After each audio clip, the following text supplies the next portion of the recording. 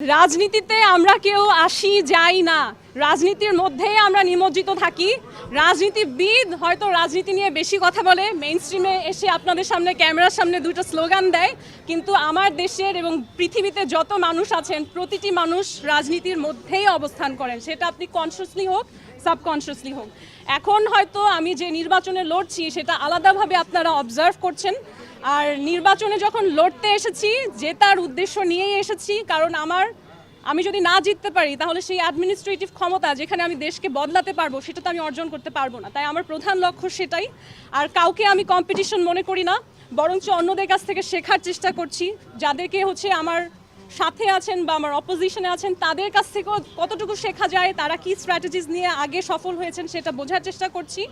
এবং আমি মনে করি বাংলাদেশের মানুষ নতুনত্ব চায়, তারা একঘেয়েমিতে পড়ে গিয়েছে, তারা এক জিনিস আর দেখতে চায় না, এবং তারা আসলেই এমন মানুষ চায় যে ব্যতিক্রমী এবং নির্ভয়ে নিজের কথা বলতে পারে। কারণ যেই মানুষ নির্ভয়ে নিজের কথা বলতে পারে না, নির্ভয়ে সমাজে অন্যায়ের প্রতিবাদ করতে পারে না, তার কাছে যদি আপনি পৃথিবীর সব ক্ষমতাও দেন তখনও সে অন্যায়ের প্রতিবাদ করবে না, কারণ যার স্বভাবেই সেটা নেই তাকে আসলে ক্ষমতা দিয়েও লাভ নেই।